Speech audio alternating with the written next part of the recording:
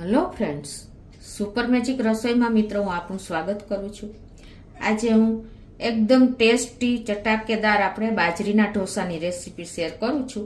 તો તમને ચોક્કસ આ વિડીયો ઉપયોગી થશે મિત્રો. ગમે તો લાઈક કરજો, શેર કરજો અને સબસ્ક્રાઈબ કરવાનું તો ભૂલતા જ નહીં. અને મિત્રો બાજુમાં રહેલું બેલ આઇકનને પણ પ્રેસ કરજો, જેથી કરીને લેટેસ્ટ વિડીયોની માહિતી તમને મળતી રહે. તો હવે ઢોસાના ઇન્ગ્રેડિયન્ટમાં આપણે બાજરીના છે તો બાજરીનો લોટ લેશું 1 કપ, અડધો કપ આપણે ચણાનો લોટ છે, અને બીજું આપણે સોડા છે, મીઠું છે, પાણી છે, અને આપણે મસાલો ફિલિંગ કરવા માટે આપણે કેપ્સિકમ છે, ગાજર છે, કોબીજ છે, કાંદા છે, લીલી તીખી મરચી છે, મરીનો પાવડર છે, બટર છે, તેલ છે, અને આપણે ચીલી સોસ કે કોઈ પણ તમે બીજું વાપરી શકો છો. તો બનાવવાનું ચાલુ કરીએ. તો પહેલાં તો આપણે ઢોસાનું બેટર તૈયાર કરી લેશું. તો આપણે મિક્સર જારમાં જ તૈયાર કરશું એટલે એકદમ સરસ તૈયાર થાય. તો 1 કપ આપણે બાજરાનો લોટ નાખી દેશું અને અડધો કપ આપણે બેસન નાખી દેશું. ચણાનો લોટ કે બેસન કાંઈ પણ તમે લઈ શકો છો. અને એમાં આપણે અત્યારે 1 કપ પાણી નાખશું. પહેલાં આપણે જેટલો લોટ લીધો છે ને એટલું જ પાણી નાખશું. પછી તમારા લોટ ઉપર પણ ડિપેન્ડ હોય છે. અને આને આપણે મિક્સ કરી અને સરસ મિક્સર જારમાં ફેરવી લેશું એટલે એક રસ સરસ આપણું બેટર તૈયાર થઈ જાય. તો આ રીતે જો આપણે બેટરને તૈયાર કરી લીધું છે, તમે જોઈ શકશો. અત્યારે એની કન્સિસ્ટન્સી આપણે આ રીતે રાખી છે. ટૂંકમાં આપણે ચમચાને કોટિંગ થાય ને એવી કન્સિસ્ટન્સી રાખવાની છે. તો હવે આને આપણે એક બોલમાં કાઢી લેશું અને આને આપણે એજ ઇટ ઇઝ 10 મિનિટ રેસ્ટ આપી દેશું ઢાંકીને. આપણે બેટર રેસ્ટ લઈએ છે ને ત્યાં આપણે ગેસ ઓન કરી અને એક પેનમાં આપણે આ જે શાકભાજી સમારેલા છે ને એનો વઘાર કરી લેશું. અને એમાં આપણે 1 ચમચો જેવું બટર નાખ્યું છે અને 1 ટેબલ સ્પૂન જેવું તેલ નાખી દેશું. આપણું તેલ અને બટર પણ મિક્સ ગરમ થઈ ગયું છે. અત્યારે આપણે ગેસની ફ્લેમ મીડિયમ રાખી છે. અને હવે આપણે 1 થી 2 તીખી મરચી નાખી દેશું અને એને આપણે સેજ કૂક કરવા થવા દેશું. એમાં આપણે આ 1 મીડિયમ સાઈઝનો કાંદો સમાર્યો છે એને નાખી દેશું.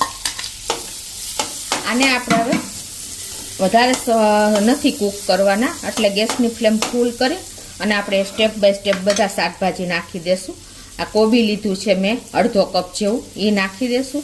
કેપ્સિકમ છે અડધો કપ જેવું, એ નાખી દેશું. અને ગાજર છે અડધો કપ. બધું અડધો કપ લીધું છે, એ બધું જ આપણે આમાં મિક્સ કરી દેશું.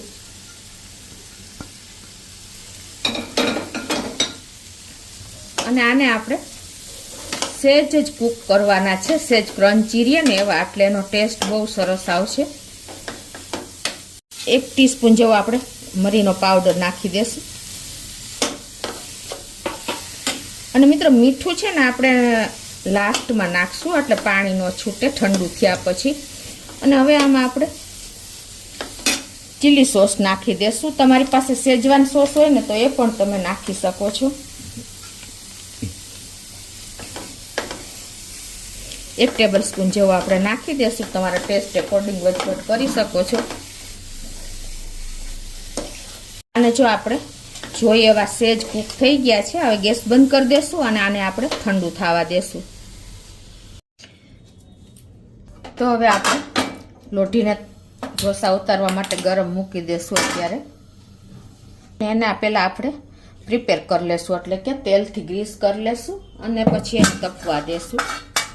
હવે આપણે આ બેટરને રેસ્ટ આપ્યો ને એને 10 મિનિટ થઈ ગઈ છે. તો હવે આમાં આપણે અડધી ટીસ્પૂન જેવું મીઠું નાખી દેશું ટેસ્ટ એકોર્ડિંગ અને એને આપણે મિક્સ કરી લેશું. મિત્રો આપણે આમાં દહીંનો ઉપયોગ નથી કરતા. દહીંને હિસાબે આપણે ઢોસા ક્રિસ્પી નથી બનતા, એટલે આપણે પાણીમાં જ આ ઢોસા બનાવીએ છીએ. શિયાળો છે અને આપણે અત્યારે બાજરાનો ઉપયોગ કરી લેવો જોઈએ, કેમ કે બાજરો શિયાળામાં જ વધારે ખવાય છે. તો મિત્રો બાળકો છે એ ખાતા નથી, તો એને તમે આ રીતે આ ફોર્મમાં ખવડાવશો ને તો હોશે ખાશે. હવે મીઠું નાખ્યા પછી આપણે 1/4 ટીસ્પૂન જેવો આપણે ખાવાનો સોડા એડ કરી દેશું, એટલે એકદમ આપણા ઢોસા જાળીદાર બનશે.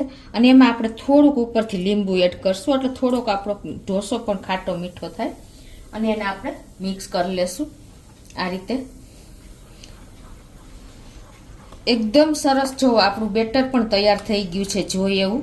આ રીતે એકદમ ઉપર બબલ્સ આવી ગયા છે અને જાળી જેવું આવી ગયું છે. આપણે સોડા એડ કર્યો ને, બેકિંગ સોડા આ રીતે તમે મિક્સ કરશો ને એટલે સરસ ફ્લફી થઈ જશે આપણું બેટર. અને આ બાજુ આપણી લોઢી પણ ગરમ થઈ ગઈ છે, તો એમાં આપણે થોડુંક પાણી ગ્રીસથી કર્યું તો થોડુંક પાણી છાંટી અને એને આપણે નોર્મલ ટેમ્પરેચર ઉપર કરી લેશું એટલે ઢોસો એકદમ સરસ આપણો તૈયાર થાય.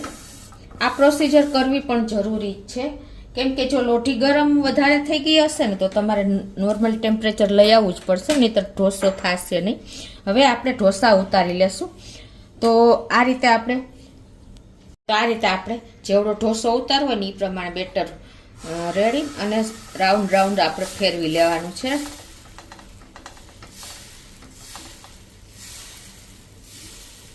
આ રીતે મિત્રો ઈઝીલી તમારો બાજરાનો ઢોસો એકદમ રેડી થઈ જશે.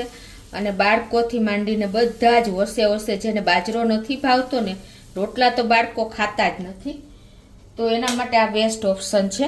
અને હવે આપણે મીડિયમ ફ્લેમ ઉપર જ આને આ રીતે કૂક કરશું.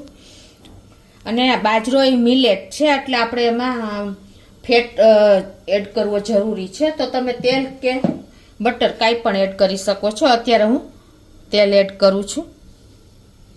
આ રીતે તમે થોડુંક નાખશો ને એટલે સરસ આપણો ઢોસો તૈયાર થશે. તો આ રીતે જો આપણો ઢોસો પણ સરસ કૂક થઈ ગયો છે, એકદમ સરસ. તો તમે એને આ રીતે બેન્ડ પણ કરી શકો છો. તો જો આ રીતે આપણો ઢોસો એકદમ સરસ જો ક્રિસ્પી એવો તૈયાર થયો છે ને મિત્રો, એકદમ ટ્રાન્સપરન્ટ. અને જો તમને અવાજ આવે છે, એટલો સરસ આપણો બાજરાનો ક્રિસ્પી ઢોસો રેડી થયો છે મિત્રો. હવે આપણે બીજો ઢોસો પણ તૈયાર કરી લેશું. આપણે આ સ્ટફિંગમાં હવે મીઠું નાખી દેશું, કેમ કે ઠંડુ થઈ ગયું છે. જો તમે ગરમમાં નાખશો ને તો એકદમ પાણી છૂટશે. અને આપણે થોડો કમથો ટેસ્ટ એકદમ ચટાકેદાર કરવા માટે 1 ચમચી જેવો આપણે ટમેટાનો સોસ એડ કરી દઈશું. આપણે ચીલી સોસ તો એડ કર્યો જ છે, પણ એકદમ ચટાકેદાર આપણું આ સ્ટફિંગ તૈયાર થયું છે. જુઓ, આપણે ફૂલ ફ્લેમે કૂક કર્યું છે એટલે આપણે ક્રન્ચી જ રાખ્યું છે, ઓવર કૂક નથી કરવાનું. હવે આ બાજુ આપણે બીજો ઢોસો ઉતારવા માટે પહેલાં તો આવી રીતે પાણી છાંટીને અને લોઢીનું ટેમ્પરેચર નોર્મલ કરી લેશું. અને હવે આપણે બીજો ઢોસો પણ ઉતારી લેશું. તો આ રીતે આપણે જેવડો ઢોસો ઉતારવો હોય એ પ્રમાણે બેટર નાખીને એને આપણે સર્કલ રાઉન્ડમાં ફેરવી દેશું આ રીતે. મિત્રો ઇન્સ્ટન્ટ આપણે આ બાજરાના ઢોસા નાસ્તામાં જમવામાં બની શકે છે. કોઈ પણ જાતના આપણે હાથો લેવાની કોઈ જરૂર નથી અને એકદમ સરસ આપણા ઢોસા બને છે. તો આપણે હવે આ ઢોસાને સ્લો ટુ મીડિયમ ફ્લેમ ઉપર કૂક કરી લેશું. અને એને આપણે આ રીતે બટરથી થોડુંક, તેલને બદલે આ વખતે આપણે બટર નાખશું. તો જો આપણો ઢોસો પણ સરસ કૂક થઈ ગયો છે, તમને ખ્યાલ આવી જ જતો હશે. તો હવે આપણે એની ઉપર આ જે સ્ટફિંગ બનાવ્યું છે ને એ પાથરી દેશું.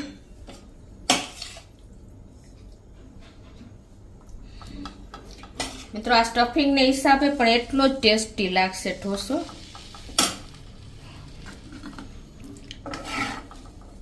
જો મિત્રો આપણે બહારના ઢોસા ભૂલી જાવ ને, એટલો ટેસ્ટી અને એટલો ચટાકેદાર આપણો ઢોસો રેડી છે.